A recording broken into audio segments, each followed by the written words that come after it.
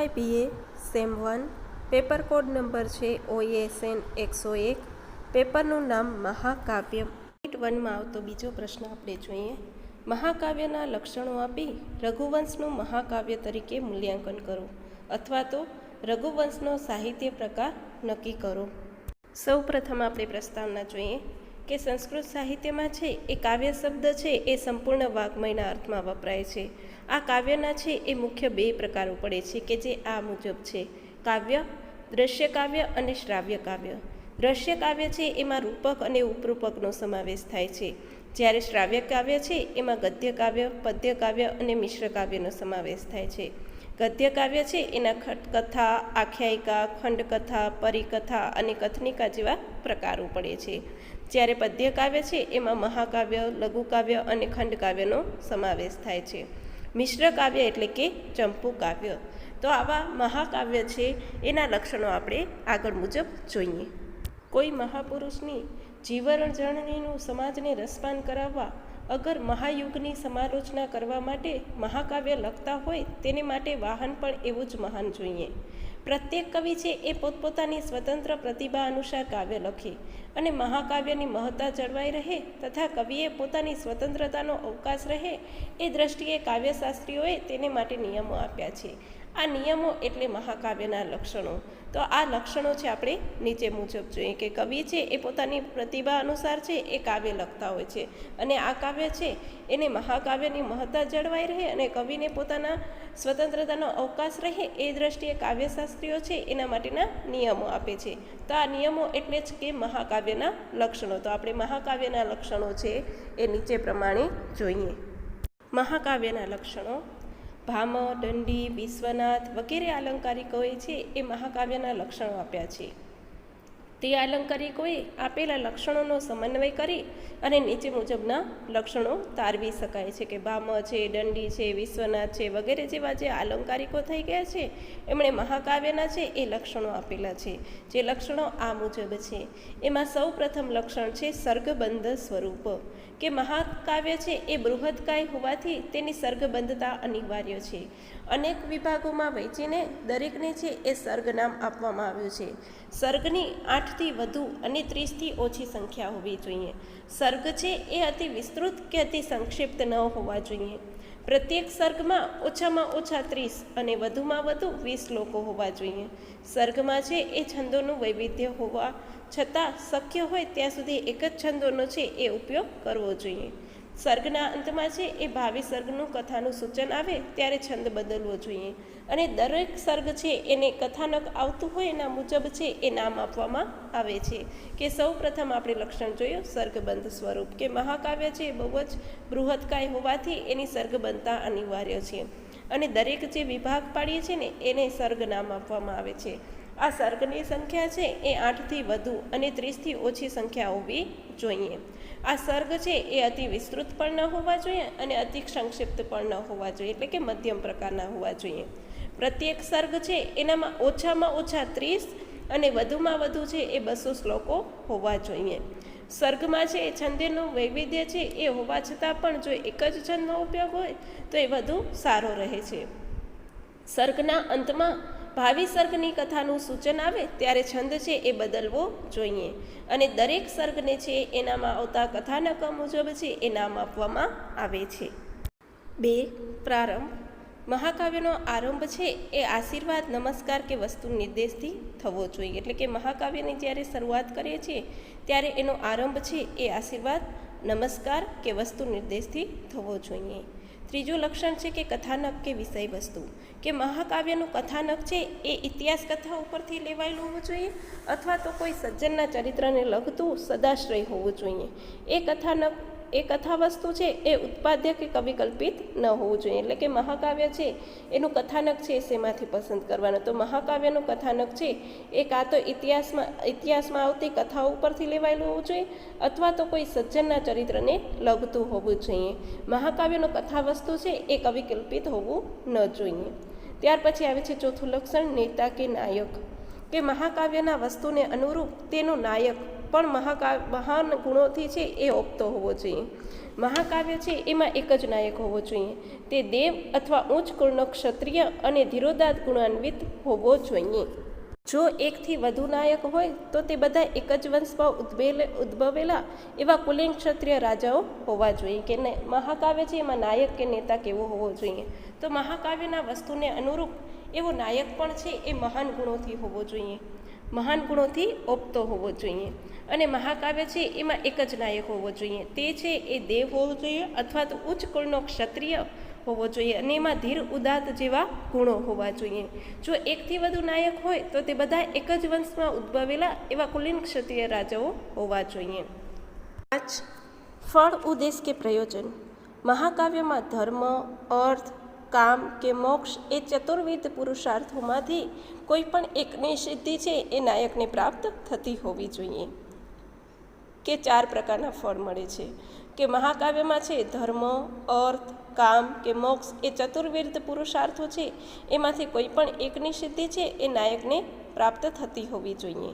ત્યાર પછી 6થું છે રસ. કે મહાકાવ્ય છે એમાં શૃંગાર, વીર કે શાંત રસમાંથી કોઈ એક રસ છે મુખ્ય હોવો જોઈએ, અને બાકીના રસો છે એ ગૌણ હોઈ શકે છે. મહાકાવ્ય છે એ રસ અને ભાવથી ભરપૂર હોવું જોઈએ. અનેક રસોને પોષક એવા તત્વો છે એ બધા જ એમાં હોવા જોઈએ. અને ભિન્ન ભિન્ન વૃત્તાંતો તેમજ સાત્વતી, આરભટી, ભારતી વગેરે જેવી વૃત્તિઓ પણ એમાં હોવી જોઈએ. કે મહાકાવ્યનું 6થું લક્ષણ છે રસ. કે મહાકાવ્યમાં છે શૃંગાર, વીર કે શાંત આ 3માંથી કોઈ પણ એક રસ છે એ મુખ્ય સ્વરૂપે હોય છે, અને બાકીના બધા રસો છે એ ગૌણ સ્વરૂપે એમાં આવે છે. મહાકાવ્ય છે રસ અને ભાવ આ બંનેથી ભરપૂર હોવું જોઈએ. અનેક રસોને પોષક એવા ભિન્ન ભિન્ન વૃત્તાંતો છે એ પણ એનામાં હોવા જોઈએ. તેમજ સાત્વતી, આરભટી અને ભારતી વગેરે જેવી વૃત્તિઓ છે એનો ઉપયોગ પણ મહાકાવ્યમાં હોવો જોઈએ. 7. અલંકાર. મહાકાવ્યમાં છે એ કાવ્યત્વને પોષક ઉપમાદી અર્થાલંકારો અને યમક, અનુપ્રાસ વગેરે જેવા શબ્દ અલંકારોનું સ્થાન પણ છે એ સ્વીકારવામાં આવ્યું છે. કે મહાકાવ્યમાં છે એ ઉપમા આદિ જે અર્થાલંકારો છે એનો પણ ઉપયોગ થયેલો હોવો જોઈએ. યમક, અનુપ્રાસ વગેરે જેવા શબ્દ અલંકારો છે એને પણ સ્થાન છે એ મહાકાવ્યમાં આપવામાં આવે છે. આ મહાકાવ્યમાં છે અર્થાલંકારો અને શબ્દ અલંકારો છે એનો ઉપયોગ થયેલો હોવો જોઈએ. ત્યાર પછી આવે છે સંધિ. કે નાટકની જેમ મહાકાવ્યમાં પણ છે એ કથા વસ્તુના યોગ્ય સંકલન માટે મુખ, પ્રતિમુખ, ગર્ભ, વિમર્શ અને નિર્વહન એ 5 સંધિઓ છે એ હોવી જોઈએ. કે મહાકાવ્યમાં છે એ નાટકની જેમ જ 5 જે સંધિઓ છે એનો ઉપયોગ થયેલો હોવો જોઈએ, જેમાં મુખ, પ્રતિમુખ, ગર્ભ, વિમર્શ અને નિર્વહન એ સંધિઓનો સમાવેશ થાય છે. ત્યાર પછી આવે છે કે શીર્ષક. કે મહાકાવ્યનું નામ છે એ કવિના નામ ઉપરથી, કેન્દ્રવર્તી કથા પ્રસંગ ઉપરથી તથા નાયકના નામ ઉપરથી પાડવામાં આવ્યું હોવું જોઈએ. કે મહાકાવ્ય છે એનું શીર્ષક કોને આધારે આપવામાં આવે છે? તો મહાકાવ્યના નામ કવિ છે એમના નામ ઉપરથી આપી શકાય છે, એમાં આવતા કોઈ પણ કથા પ્રસંગ ઉપરથી આપી શકાય છે, અથવા નાયકના નામ ઉપરથી પણ શીર્ષક પાડવામાં આવતું હોય છે. 10. વર્ણ્ય વિષય. કે મહાકાવ્યમાં માનવ જીવન અને પ્રકૃતિના ઉર્મિપ્રેરક પ્રસંગોના વર્ણનો આવવા જોઈએ. તેમાં સૂર્ય, ચંદ્ર, ઉષા, સંધ્યા, રજની, નગરી, સમુદ્રો, પર્વતો, ઉદ્યાન ક્રીડા, જલ ક્રીડા, મદપાન, રતિક્રીડા, કુમારનો જન્મ, ઉદય, મંત્રણા, યુદ્ધ, સંધિ, દૂતપ્રેષણ, યુદ્ધ પ્રયાણ, મૃગ્યા, વન, મુનિ, સ્વર્ગ, સંભોગ, યજ્ઞ, ઉત્સવો, અભ્યુદય, યાત્રા, વિવાહ વગેરેના વર્ણનો હોવા જોઈએ. કે મહાકાવ્ય છે એમાં જુદા જુદા વિષયોનું વર્ણન હોવું જોઈએ, કે જેમાં સૂર્ય છે, ચંદ્ર છે, સંધ્યા, રજની, નગરી, સમુદ્ર, ઉદ્યાન ક્રીડા, જલ ક્રીડા, મદપાન, ઉદય, મંત્રણા, યુદ્ધ, વન, મુનિ, સ્વર્ગ આ વગેરેના વર્ણનો છે એમાં હોવા જોઈએ. મહાકાવ્ય સર્વત્ર ભિન્ન વૃત્તાંતયુક્ત અને લોકરંજક હોવું જોઈએ. ઉપરયુક્ત લક્ષણોથી યુક્ત મહાકાવ્ય છે એ કલ્પાંતર સ્થાયી બને છે એવું દંડીનું મંતવ્ય છે. જે કાળભર સામે ટકી રહે છે એટલે કલ્પાંતર સ્થાયી કહેવાય. એ જ મહાકાવ્યની સાચી પરીક્ષા કરનારું તત્વ છે. દંડી કહે છે કે આ બધા લક્ષણોમાંથી એકાદ લક્ષણ ઓછું હોય તો પણ ચાલે છે, કે જો મહાકાવ્ય છે અને કલ્પાંતર સ્થાયી બનાવવું હોય તો એના માટે થઈ અને એ કાળ સામે ટકી રહે એવું બનાવવું જોઈએ, કારણ કે જે કાળબળ સામે ટકી રહે છે તે જ કલ્પાંતર સ્થાયી કહેવાય છે. એટલા માટે થઈ અને જો આવું જ મહાકાવ્ય છે એની રચના કરવી જોઈએ. ક્યારેક એમાંથી એકાદ લક્ષણ ઓછું હોય તો પણ ચાલે છે એવું દંડી કહે છે. આમ ઉપરયુક્ત સમગ્ર લક્ષણોનો વિચાર કરતા લાગે છે કે સંસ્કૃત સાહિત્યમાં આદર્શ મહાકાવ્ય તરીકે ભારતીય પરંપરા છે એ રઘુવંશને મહાકાવ્ય માનવા પ્રેરાય છે, અને મહાકાવ્યની વ્યાખ્યા મુજબ રઘુવંશ છે એ આદર્શ મહાકાવ્ય છે. હવે આપણે રઘુવંશનું મહાકાવ્ય તરીકે મૂલ્યાંકન કરીએ કે રઘુવંશનું સાહિત્ય સ્વરૂપ મહાકાવ્ય છે, અને મહાકાવ્યના ઉપર જણાવેલા લગભગ બધા જ લક્ષણો છે એ રઘુવંશમાં નીચે મુજબ મળે છે. સર્ગબંધ સ્વરૂપ તરીકે રઘુવંશનું મૂલ્યાંકન કે રઘુવંશ મહાકાવ્ય છે એ સર્ગબંધ છે. એમાં 19 સર્ગો છે. સર્ગો છે એ અતિ વિસ્તૃત કે અતિ સંક્ષિપ્ત નથી, જેમ કે બીજા સર્ગમાં 35 અને ત્રીજા સર્ગમાં છે એ 70 શ્લોકો છે. રઘુવંશના દરેક સર્ગમાં એક જ છંદનો શ્લોકો આવેલા છે, અને સર્ગના અંતે પછીના સર્ગના કથાસૂચન માટે કવિએ છે એ છંદ બદલેલ છે. દાખલા તરીકે જોઈએ તો બીજા સર્ગમાં છે એ ઇન્દ્રવ્રજ, ઉપેન્દ્રવ્રજ અને ઉપજાતિ છે. છેલ્લો શ્લોક છે એ માલિની છંદમાં આવે છે. ત્રીજા સર્ગમાં 1 થી 69 શ્લોકો છે એ વસંત છંદમાં છે, અને છેલ્લામાં હરિણી છે. વળી કવિના છંદશાસ્ત્ર ઉપરના પાંડિત્યનું દર્શન છે એ 9મા સર્ગમાં થાય છે, કે જેમાં વિવિધ છંદોનો પ્રયોગ એમણે કરેલો છે. દરેક સર્ગને અંતે છે એ ભાવિ સર્ગની કથાનું સૂચન પણ કરવામાં આવ્યું છે, અને બીજા સર્ગને અંતે સુદક્ષિણાની આપણને સત્વ અવસ્થા વિશે કહ્યું છે, જે ત્રીજા અંકમાં આવતા રઘુના જન્મનું સૂચન કરે છે. આમ દરેક સર્ગ છે એ પરસ્પર સુસંકલિત છે, અને દરેક સર્ગનું નામ છે એ તેમાં આવતા વિષય વસ્તુને ધ્યાનમાં રાખીને પાડવામાં આવ્યું છે. બીજા સર્ગનું નામ છે એ નંદિની વરપ્રદાન, અને ત્રીજા સર્ગનું નામ છે રઘુરાજ્યાભિષેક છે. અહીંયા આપણે જોયું કે સર્ગબંધ સ્વરૂપ, કે સર્ગબંધ સ્વરૂપનું લક્ષણ હતું કે દરેક વિભાગને છે નામ આપવામાં આવે છે. એવી રીતે રઘુવંશમ છે એમાં પણ દરેક સર્ગ છે એને નામ આપવામાં આવ્યું છે, જેમ કે નંદિની વરપ્રદાન. ત્યાર પછી હતું કે સર્ગો છે એ 8થી વધુ અને 30થી ઓછી સંખ્યામાં હોવા જોઈએ. તો રઘુવંશ છે એનામાં 19 સર્ગો જોવા મળે છે. સર્ગો છે એ અતિ વિસ્તૃત કે અતિ સંક્ષિપ્ત ન હોવા જોઈએ એવું એનું લક્ષણ હતું. તો રઘુવંશ છે એમાં આવતા સર્ગો છે એ પણ અતિ વિસ્તૃત કે અતિ સંક્ષિપ્ત નથી. છંદોનો છે એ ઉપયોગ થયેલો હોવો જોઈએ, અને અંતે છે એ કથા વસ્તુનું સૂચન થતું હોવું જોઈએ એવું આપણે લક્ષણ જોઈએ. તો આ રઘુવંશ મહાકાવ્ય છે એમાં પણ કવિએ છે એ દરેક સર્ગમાં એક જ છંદનો ઉપયોગ કરેલો છે, અને છંદના અંતે છે એ છંદ પરિવર્તન પણ જોવા મળે છે. જેમ કે બીજા સર્ગમાં છે એમણે ઇન્દ્રવ્રજ, ઉપેન્દ્રવ્રજ અને ઉપજાતિ છંદનો ઉપયોગ કરે છે, જ્યારે છેલ્લે શ્લોક છે એમાં એમણે માલિની છંદનો ઉપયોગ કરેલો છે. સર્ગના અંતે ભાવિ કથાનું સૂચન છે એ કરેલો હોવો જોઈએ. તો અહીંયા પણ છે એ રઘુવંશ છે એમાં પણ ભાવિ કથાનું સૂચન થયેલું છે, જેમ કે બીજા સર્ગના અંતે સુદક્ષિણાની આપણને સત્વ અવસ્થા વિશે કહ્યું છે. એવી રીતે ત્રીજા સર્ગ આવતા રઘુના જન્મનું સૂચન એના દ્વારા થઈ આવે છે. એ પ્રારંભ. રઘુવંશનો પ્રારંભ છે એ જગતના માતા પિતા એવા પાર્વતી અને પરમેશ્વરના સ્તુતિ દ્વારા થાય છે. વળી ક્વ સૂર્યવંશ પ્રભવો ક્વ ચલ્પ અતિ વિષયામતિહિ એમ કહીને પોતે સૂર્યવંશનું વર્ણન કરવા માંગે છે. એમ નમ્રતાપૂર્વક છે એ વસ્તુ નિર્દેશ પણ કર્યો છે, કે આપણે ખબર છે કે મહાકાવ્યનો પ્રારંભ છે એ આશીર્વાદ, નમસ્કાર કે વસ્તુ નિર્દેશથી થતું હોવું જોઈએ. તો અહીંયા રઘુવંશ છે એનો પ્રારંભ છે એ જગતના માતા પિતા એવા પાર્વતી અને પરમેશ્વર એવા શંકરના સ્તુતિ દ્વારા થાય છે. અને બીજું કે ક્વ સૂર્ય પ્રભવો વંશઃ ક્વ ચ્વાલ્પ વિષયામતિહિ એમ કહીને પોતે સૂર્યવંશનું વર્ણન કરવા માંગે છે. એમ નમ્રતાપૂર્વક વસ્તુ નિર્દેશ પણ કરેલો છે, એટલે આશીર્વાદ અને વસ્તુ નિર્દેશ દ્વારા એનો પ્રારંભ થાય છે. 3. કથાનક. કે રઘુવંશનું વિષય વસ્તુ ઇતિહાસ પ્રસિદ્ધ છે. કેટલાક વિદ્વાનોના મત પ્રમાણે વાયુપુરાણ, વિષ્ણુ પુરાણ અને પદ્મપુરાણ પર પણ એનું કથાનક આધારિત છે. આ કાવ્યનું પ્રધાન કેન્દ્ર રઘુવંશીય રાજાઓનું ચરિત્ર આલેખવું તે છે, અને રામાયણને તેનો આધાર ગ્રંથ માનવામાં આવે છે. તે કપોલકલ્પિત કે ઉત્પાદ્ય વસ્તુવાળું નથી. કવિએ કાવ્યની શરૂઆત જ પોતાના પુરોગામીઓનું ઋણ સ્વીકારીને કરેલું છે, કે આપણે મહાકાવ્ય છે એના લક્ષણોમાં કથાનક જોયું હતું કે કથાનક છે એ તો કાં ઇતિહાસ પ્રસિદ્ધ હોવું જોઈએ અથવા તો કોઈ સજ્જનના ચરિત્રને લગતું હોવું જોઈએ. તો રઘુવંશનો વિષય વસ્તુ છે એ ઇતિહાસ પ્રસિદ્ધ છે, કારણ કે એ વાયુ પુરાણ, વિષ્ણુ પુરાણ અને પદ્મ પુરાણ પર આધારિત છે. અને આ કાવ્યનું પ્રધાન કેન્દ્ર છે એ રઘુવંશી રાજાઓનું ચરિત્ર આલેખવાનું છે. અને રામાયણ છે એને એનો આધાર ગ્રંથ માનવામાં આવે છે. તો રામાયણ છે એ ઇતિહાસ પ્રસિદ્ધ છે. આ મહાકાવ્ય એ કોઈ કપોલકલ્પિત વિષય વસ્તુવાળું નથી. અને કવિએ છે એ કાવ્યની શરૂઆતમાં જ છે એ પોતાના પુરોગામીઓ છે એમનું ઋણ પણ સ્વીકારેલું છે. 4 નાયક કે આ મહાકાવ્યમાં એકથી વધુ અનેક નાયકો છે.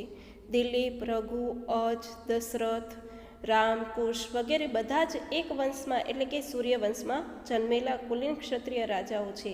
તે સર્વે ઉદાત, ચતુર અને ધીર છે. જો કે છેલ્લા કેટલાક રાજાઓનું વર્ણન સંક્ષેપમાં અને અંતિમ રાજા અગ્નિવર્ણનું ચરિત્ર છે એ ઉદાત કહી શકાય એવું નથી. કે આપણે મહાકાવ્યના લક્ષણોમાં જોયું હતું કે મહાકાવ્યમાં વસ્તુને અનુરૂપ એવું નાયક હોવું જોઈએ અને એમાં છે એ ધીર, ઉદાત લક્ષણો હોવા જોઈએ અને ઉચ્ચ ક્ષત્રિય હોવું જોઈએ. જો એકથી વધુ નાયકો હોય તો એક જ વંશમાં જન્મેલા હોવા જોઈએ. અહીંયા રઘુવંશમ છે એમાં એકથી વધુ નાયકો છે અને બધા જ છે એક જ વંશમાં જન્મેલા છે. બધા જ છે કુલીન ક્ષત્રિય રાજાઓ છે અને બધા જ ઉદાત, ધીર, ચતુર એવા ગુણો પણ ધરાવે છે. અને આમાં છે એ દિલીપ, રઘુ, અજ, દશરથ જેવા રાજાઓનું વર્ણન કરવામાં આવેલું છે. છેલ્લા કેટલાક રાજાઓ છે એનું વર્ણન સંક્ષિપ્તમાં છે અને રાજા અગ્નિવર્ણ છે એનું ચરિત્ર છે એ ઉદાત કહી શકાય એવું નથી. 5 ફળ, ઉદ્દેશ કે પ્રયોજન. રઘુવંશના આરંભમાં અર્થ અને કામનો જ પણ ધર્મ તરીકે ઉપયોગ કરનાર એવા પ્રજાપાલક મહાન રાજા દિલીપ છે એમનું કવિએ જેટલી કુશળતાથી ચિત્રણ કર્યું છે તેટલી જ કુશળતાથી રઘુવંશના અંતિમ સર્ગમાં લંપટ અને વિલાસી રાજા અગ્નિવર્ણનું પણ વર્ણન કર્યું છે. આ બે ચરિત્રોની તુલના કરવાથી કવિ છે એ સમાજ આગળ કયો આદર્શ રજૂ કરવા માંગે છે તે સ્પષ્ટ થઈ જાય છે. ધર્મ, અર્થ, કામ અને મોક્ષ આમના જે ચતુર્વિધ પુરુષાર્થોની પ્રાપ્તિ છે એ કવિએ વિવિધ નાયકો દ્વારા બતાવી છે.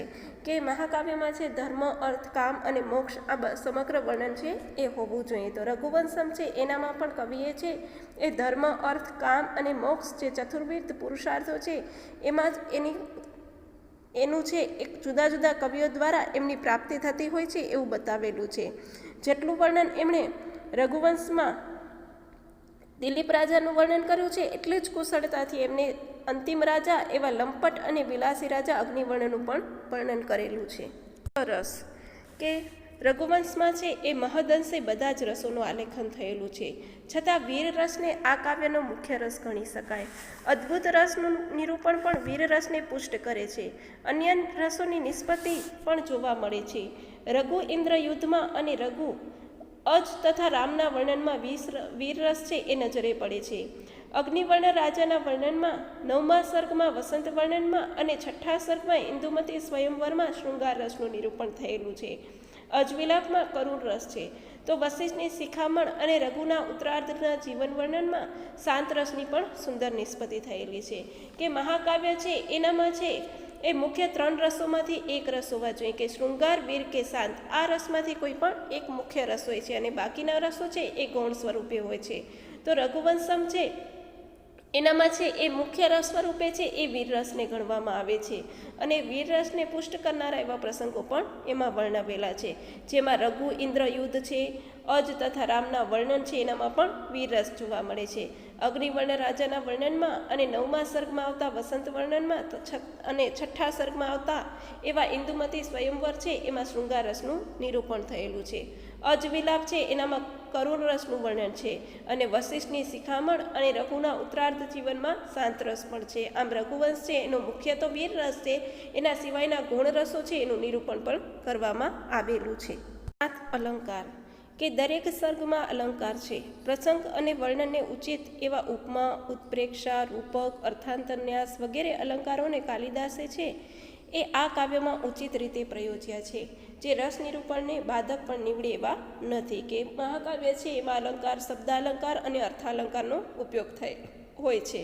તો અહીંયા રઘુવંશમ છે એનામાં પણ કવિએ છે એ અલંકારનો ઉપયોગ કરેલો છે કે જેમાં ઉપમા, ઉત્પ્રેક્ષા, રૂપક, અર્થાંતરન્યાસ વગેરે જેવા અલંકારોનો એમણે ઉપયોગ કરેલો છે.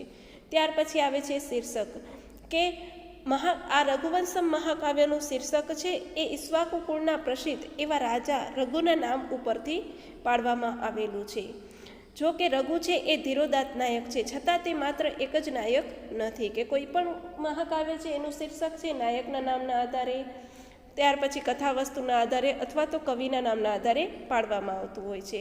અહીં રઘુવંશમ મહાકાવ્ય છે એમાં પ્રસિદ્ધ રાજા એવા રઘુના નામ ઉપરથી પાડવામાં આવેલું છે, કારણ કે રઘુ છે એ ધીરોદાત્ત નાયક છે. ત્યાર પછી આવે છે સંધિ, કે રઘુવંશમમાં છે એ કોઈ એક જ સળંગ કથા વસ્તુ નથી અને એમાં સંધિ પંચકનું અસ્તિત્વ બતાવવું કઠિન છે. છતાં પણ એમાં મુખ, પ્રતિમુખ વગેરે સંધિઓ છે એ રઘુ તથા રામના કથાનકમાં દ્રષ્ટિગોચર થાય છે અને કવિએ વિવિધ અંગોના આલેખન દ્વારા કથા વસ્તુમાં છે આરોહ અને અવરોહ લાવવાનો પણ પ્રયત્ન કરેલો છે. એટલે કે મહાકાવ્ય છે એમાં મુખ, પ્રતિમુખ, ગર્ભ, વિમર્શ અને નિર્વહન જેવી સંધિઓનો ઉપયોગ થયેલો હોય છે. અહીંયા રઘુવંશમ છે એનામાં એક જ સળંગ કથાનક નથી, તેથી એમાં સંધિ પંચક છે એનું અસ્તિત્વ બતાવવું કઠિન છે. છતાં પણ કવિએ મુખ, પ્રતિમુખ વગેરે જેવી સંધિઓ છે એ રઘુ અને રામના કથાનકમાં જોઈ શકાય છે. વર્ણ્ય વિષય, કે આ મહાકાવ્યનું ફલક છે એ અત્યંત વિસ્તૃત હોવાથી કવિએ અનેક વર્ણનો કરવાની તક મળી છે.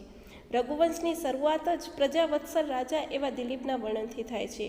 વળી વન, આશ્રમ, નગર, ઋતુ, વિવાહ વગેરેના વર્ણન પણ છે. દિલીપ રાજાના યજ્ઞનું વર્ણન, રઘુ અને અજના જન્મનું વર્ણન, રઘુના દિગ્વિજયનું, વશિષ્ઠના આશ્રમનું, રઘુકોશ વર્ણન, સ્વયંવરમાં જતા અજના સૈનિકોની છાવણીઓનું વર્ણન, નરનારીઓનું વર્ણન, 13મા સર્ગમાં સમુદ્રનું વર્ણન, 9મા સર્ગમાં વસંત ઋતુનું, 7મા અને 12મા સર્ગમાં યુદ્ધનું, 16મા સર્ગમાં છે એ જળ ક્રીડા અને 19મા સર્ગમાં પાન ક્રીડા તથા રતિ ક્રીડા છે એનું વર્ણન આવે છે. આવા અનેક વર્ણનો છે એ આ કાવ્યને મહાકાવ્ય બનાવવા માટે પૂરતા છે. કે આપણે વર્ણ્ય વિષયમાં જોયા હતા કે મહાકાવ્યમાં છે અનેક પ્રકારના વર્ણનો હોવા જોઈએ, કે જેમાં સૂર્ય, ચંદ્ર, સંધ્યા, રજની, નગરી, ઉદ્યાન ક્રીડા, જલ ક્રીડા, રતિ ક્રીડા વગેરે જેવા વર્ણનો હોય છે.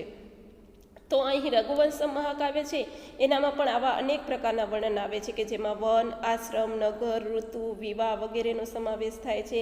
સાથે સાથે છાવણીઓનું વર્ણન, નગર નારીઓનું વર્ણન છે, સમુદ્રનું વર્ણન છે, વસંત ઋતુનું વર્ણન કરવામાં આવેલું છે, જળ ક્રીડા, પાન ક્રીડા અને રતિ ક્રીડાનું વર્ણન પણ કરવામાં આવે છે. આમ આ મહાકાવ્યના લગભગ બધા જ લક્ષણો ધરાવતા મહાકાવ્ય તરીકે રઘુવંશનું 5 મહાકાવ્યોમાં પ્રથમ સ્થાન છે. અને ડૉક્ટર A.B. કીથ છે એ રઘુવંશને સંસ્કૃત સાહિત્યના આચાર્યોએ નક્કી કરેલા મહાકાવ્યના લક્ષણોનું સર્વશ્રેષ્ઠ ઉદાહરણ માને છે. શ્રી મિરાસી છે એ રઘુવંશને સંસ્કૃત કાવ્ય સાહિત્યનું અમૂલ્ય રત્ન કહે છે. ક ઇહ રઘુકારે ન રમતે ઉક્તિ પણ સાર્થક બની છે અને આ કાવ્યની ઉત્તમતાને પરંપરા એ નવાજી છે અને કાલિદાસને રઘુકારનું ગૌરવ ભર્યું એવું બિરુદ પણ આપ્યું છે. કે મહાકવિ કાલિદાસે રઘુવંશમ છે એ મહાકાવ્યની રચના કરી, કે જેના આધારે છે એમને રઘુકાર તરીકે પણ ઓળખવામાં આવે છે. આમ આપણે રઘુવંશ છે મહાકાવ્ય છે એના લક્ષણોના આધારે છે એ રઘુવંશનું મૂલ્યાંકન જોયું. કે મહાકાવ્યના જે 10 લક્ષણો હતા, સર્ગબંધ સ્વરૂપ, પ્રારંભ, કથાનક, નેતા કે નાયક, ફળ, રસ, અલંકાર, સંધિ, શીર્ષક અને વર્ણ્ય વિષય, કે આ બધા જ લક્ષણો છે એ રઘુવંશમમાં જોવા મળે છે. તેથી રઘુવંશ છે એને મહાકાવ્ય તરીકે ઓળખવામાં આવે છે.